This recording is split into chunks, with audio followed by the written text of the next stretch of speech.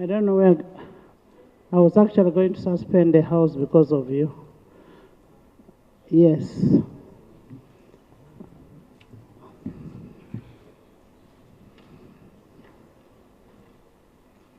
I want to welcome you to this afternoon sitting.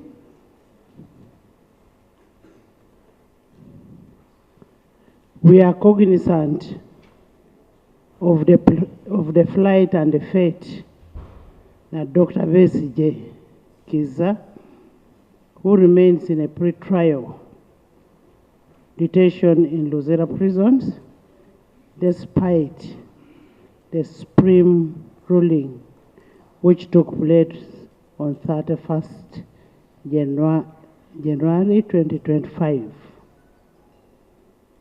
The Supreme Court directed the executive to take immediate action, including amendment of the UPDF Act and the transfer of the civilian courts of all active cases involving civilians and the military court. However, to date, uncertainty prevails on the status of implementation of the directive of the Supreme Court. For the sake of clarity, I would like to pose the following questions to the Minister of Justice and Constitutional Affairs, to the Attorney General, and the Minister of Internal Affairs. 1.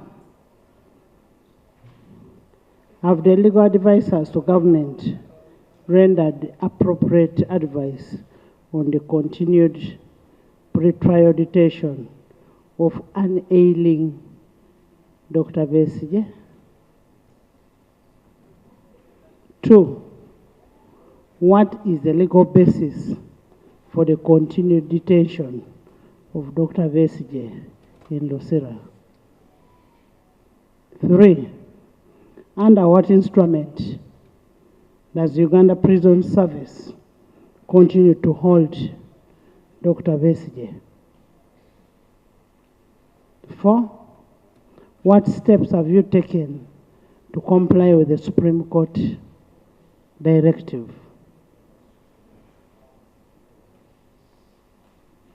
5. How long will we take to conclude the transfer of all active cases involving civilians from the General Court Martial to the civilian courts? 6. What sustainable action have been taken to address the concerns surrounding the health of Dr. Besigye? As a House of Representatives, we are a voice of the voiceless. We are elected to speak for those people out there who cannot be in this house. So if we cannot do that, then we are not representing our people. The continued detention of unwell suspected sets a dangerous precedence that may be applied to any one of us. Injustice to anyone is injustice to everybody. Today it is happening to Dr. Besigye, tomorrow it will happen to any of us. There is need to explore other appropriate modalities of confinement, if necessary, than keeping the ailing suspect in unfavorable conditions that may potentially be fatal. I am aware there are legal regimes that govern the pre-trial detention on treatment of suspects with peculiar circumstances, notably the Constitution of the Republic of Uganda, 1995, and the Trial on Indictment Act, 1971. Honorable members, I'm aware that the presiding officer previously addressed some aspects of this matter on 28th January 2025, on 4th February, on 6th February, and I will not revise his guidance on that. I will therefore invoke Rule 25(1) of the Rules of Procedure and vary the order paper to accommodate to receive an update from the Minister of Justice and Constitutional Affairs, from the Minister of Internal Affairs, from the Attorney General on the questions I have asked. Thank you.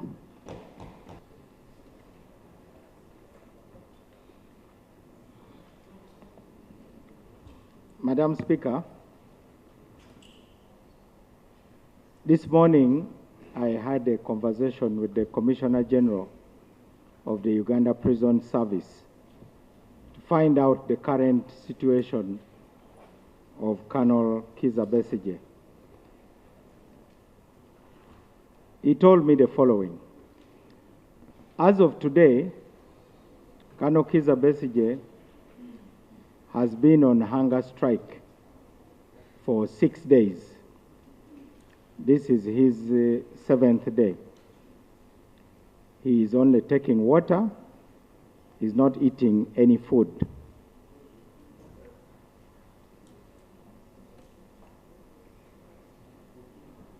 The Commissioner General informed me that because of the hunger strike, his health has deteriorated, and therefore he had to be evacuated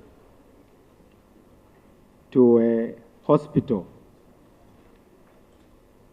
His personal doctor took charge of the evacuation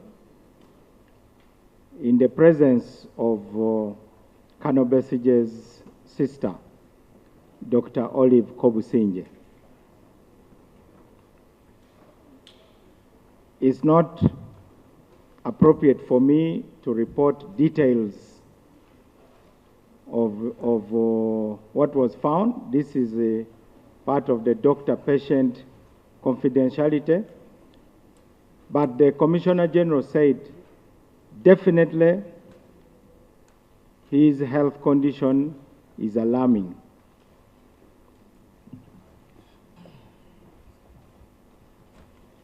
Under all the laws of Uganda,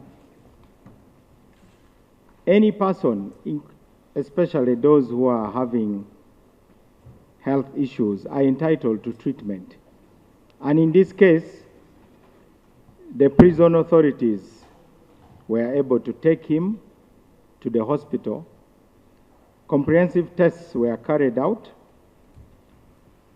and the doctors are managing him. The Commissioner General also informed me that Colonel Kizza Besigye has continued and continues with the hunger strike. And that means, of course, that any medical response will not have a major impact. He will not improve because of the hunger strike. Now, concerning your other question about the advice, the laws, what steps we have taken, how long it will take to transfer the files, I wish to report the following. Honorable Minister, he's not on hunger strike because he loves to be on hunger strike. He is on hunger strike because he believes he is unfairly treated. He is on unfair trial.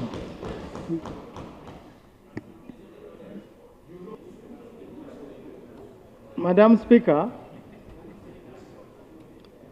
hunger strike is a form of protest, and I accept what you have stated.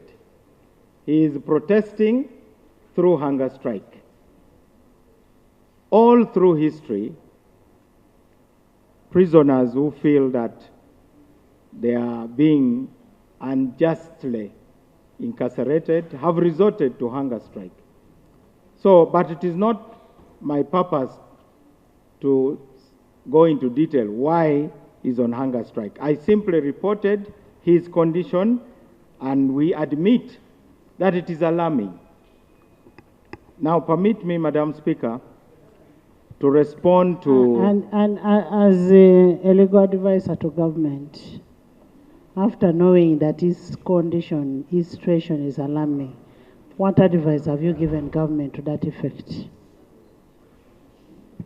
Madam Speaker, that is what I'm coming to, because you gave me a set of questions, and I would like us to go through the chronology of what we have done. The judgment was delivered on 31st January, which was a Friday. Immediately on Monday, Madam Speaker, the Attorney General wrote to the Ministry of Defense and the DPP. That is the very next working day after the judgment. The Attorney General wrote, informing them that the cases should now be transferred. On the 3rd, the very same day, the Attorney General also wrote to the Chief Justice, asking the Chief Justice to appoint a judicial officer to be in charge of liaison concerning the transfer, who should liaise between all the actors. That is the first working day after the judgment. On the 4th of February, the Chief Justice wrote back appointing the principal judge as the liaison officer. That is the second working day after the judgment. On the 6th of February,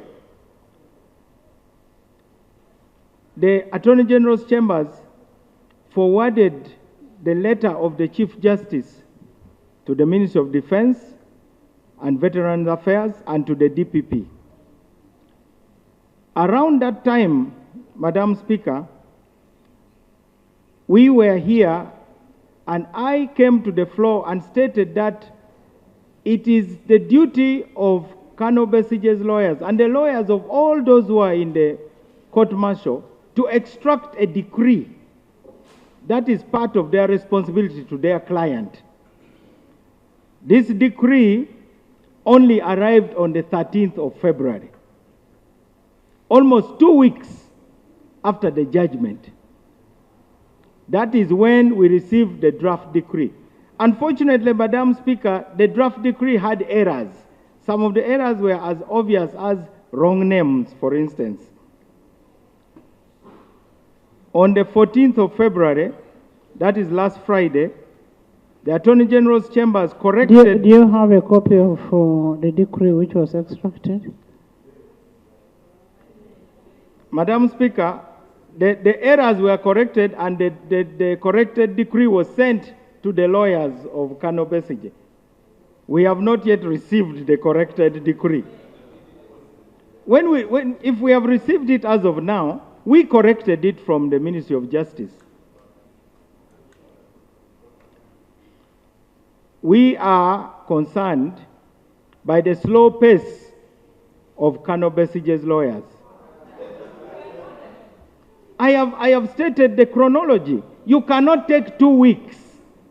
If really you are concerned about the condition of your client, rather than the politics surrounding that, they should have acted as fast as Attorney General's chambers. Honorable Norbert Mao, help us to help you. That's why I was asking you, do you have the wrong copy of the decree, so that we shall not take the blame to who? To the lawyers.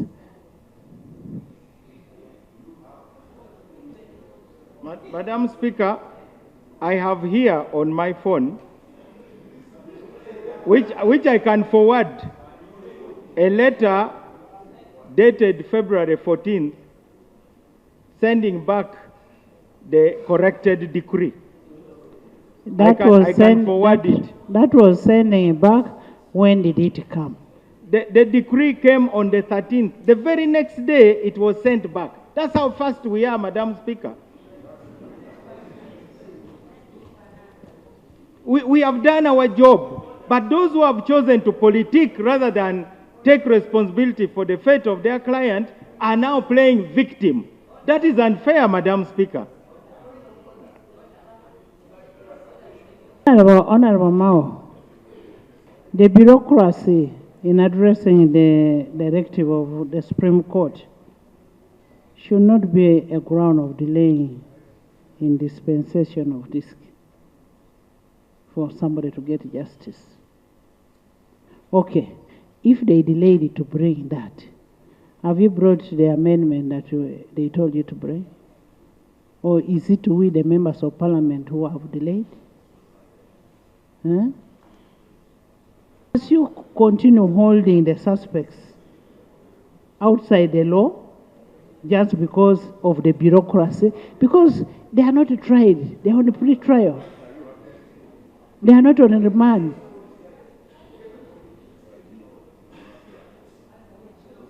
I am on record, and on the day that the new law year was opened, I addressed the members of the judiciary and I appealed to them to prioritize matters of the liberty of citizens.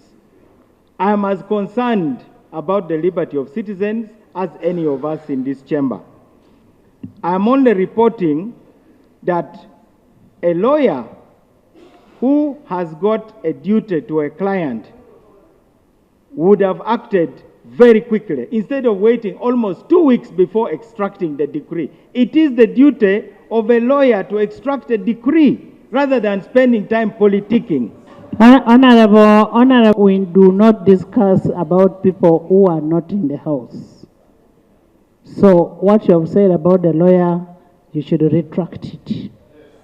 Because he's not in the house. I am the custodian of the law. Here, we withdraw.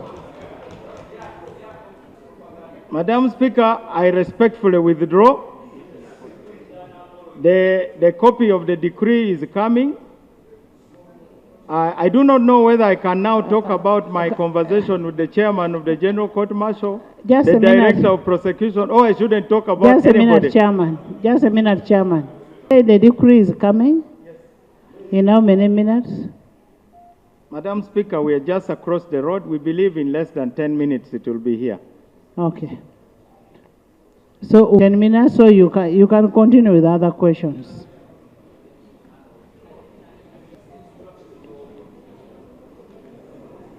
Madam Speaker, the Deputy Attorney General has already instructed our office to forward all the letters, all the correspondences I've referred to. And they include the 3rd February letter to Ministry of Defense and DPP, and a letter to the Chief Justice to appoint a liaison contact. Then the 6th February letter, which forwarded the CJ's letter to the Ministry of Defense and Veterans Affairs and the DPP, and the 14th February letter, which is also coming, but which I have a soft copy, where we corrected the decree and sent it back to the lawyers. Now, you're answering my number 5 of my question. Number 1 was, how, as legal advisors of government, what appropriate advice have you given for the continued pre-trial on detention of an ailing, and here I'm saying ailing, Dr. Besigye? Madam Speaker, in that situation, the suspect would be produced before the appropriate court, in this case the High Court, and granted bail.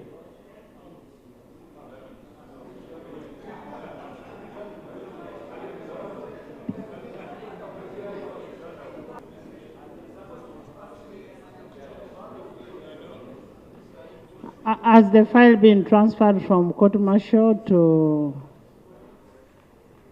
the civil court, civilian court, to the civilian court?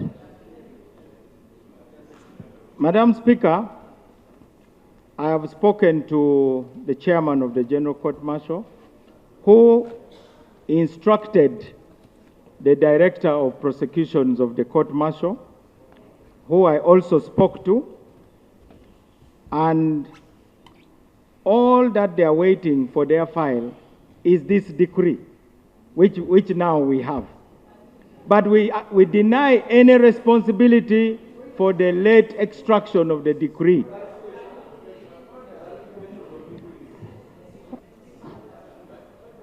Yes. Very much, Right Honourable Speaker. Right Honourable Speaker, this judgment was given inter partes.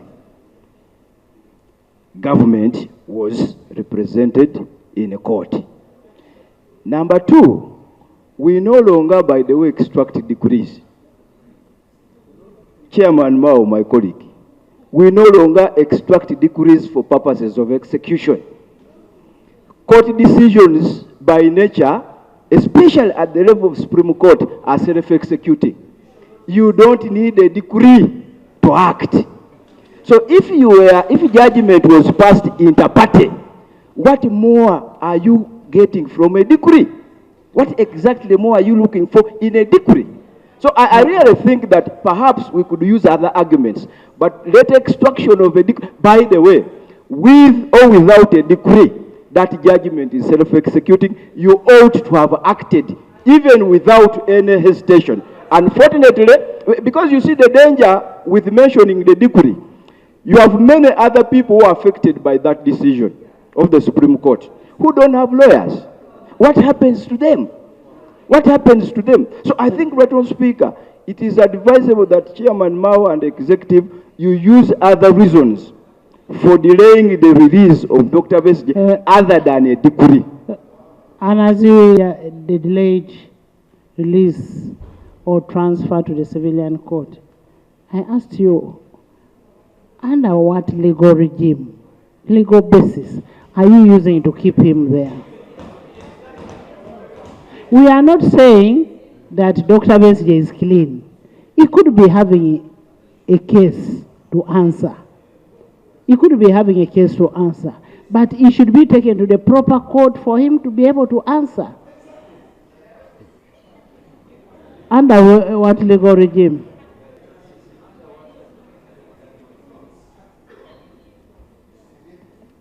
Madam Speaker, I think it is obvious that when you have been remanded by a court, and the court martial is a court.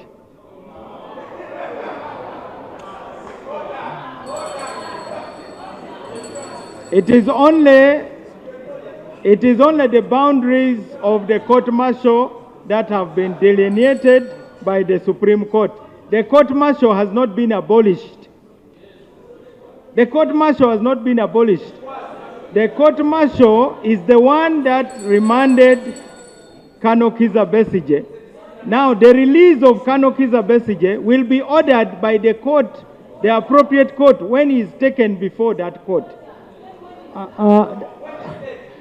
Honorable Mao, when you look at Article 23 of the Constitution, protection of personal liberty. No person shall be deprived of personal liberty except in any of the following cases: in execution of the sentence or order of the court.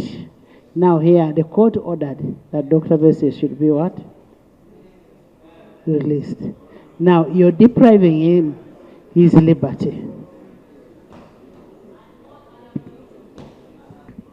Madam Speaker, first, I hope this Parliament is persuaded that we did our duty as the Ministry of Justice.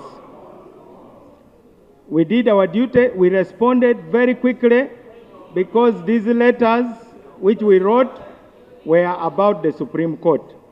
Now, the Supreme Court did not order the release of anybody. There is an order from Honorable. Thank you, Madam Speaker, that we are in arguments with the Minister of Justice, who is supposed to be the custodian of the law. of this country. We are here, instead of the Minister of Justice coming here to tell us the law is supposed to do this, and this is what we are doing, is standing the other side to defend what is undefendable, Madam Speaker. We expect the Minister of Justice to behave what the Parliament expects him to behave, much as you are appointed by the President. But if you are also coming here to behave like the chairman of the court martial, we are at pain. We are at pain, Honorable Minister. We are at pain. Madam Speaker, is it in order for the Minister, who is a member of Parliament, to come here and instead of debating like a minister, is debating like the chairman of the court martial? Is it in order, Madam Speaker? Honorable members, we need to solve a problem. And the problem we need to solve is about an ailing person. And secondly, using a law which is not there to keep somebody in detention. When somebody is on pre-trial, Honorable Minister of Internal Affairs, under what instruments are you using to hold Dr. Kizza Besigye in prison?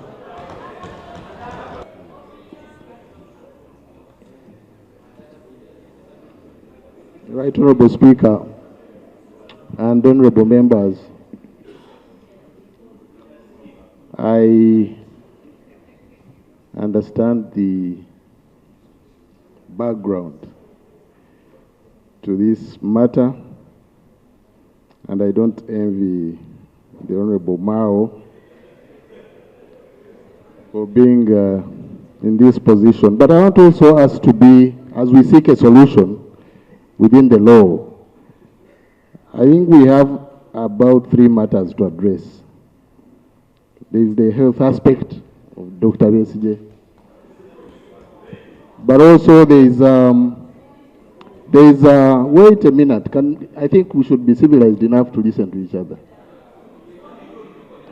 There's also the issue of the exercise of rights and the extent to which you can go, which really is an individual discretion, in this case of Dr. Besigye. And then the last one are the processes to effect the court decision.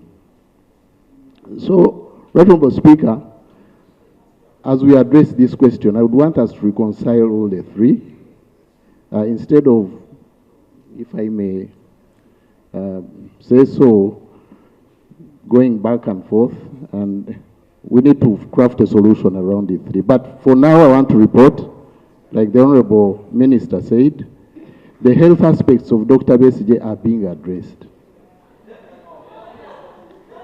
Yesterday, Honorable Minister. Yesterday. Hold on, Honorable Minister. Honorable Minister is bringing a very important point, that we need to get a way to solve this problem. And that is what we want. We want a problem solved. And it's leading us to a better direction. Yes. We went on a harmonization meeting.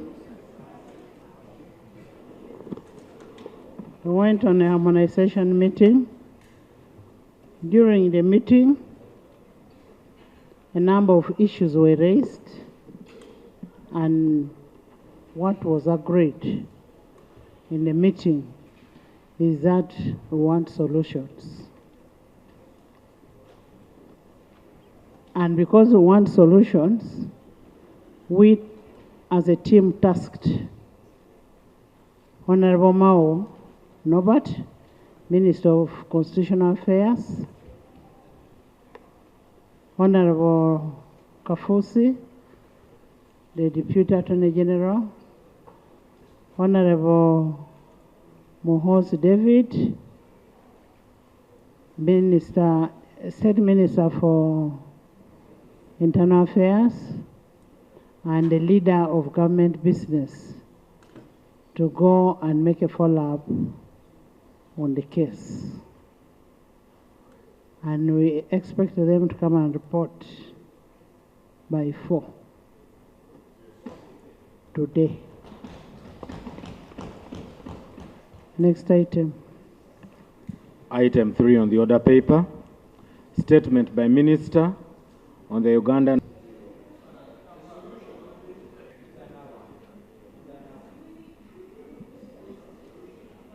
In the spirit of truth and justice, I beg to make the following report pursuant to your directive. My delegation consisted of myself, the Minister of State for Internal Affairs, and the Deputy Attorney General. As the public face of justice, I want to thank you, Madam Speaker, for the seriousness with which you handled this matter, and I want to thank members for asserting their responsibility. I wish to assure you that government is also responsible.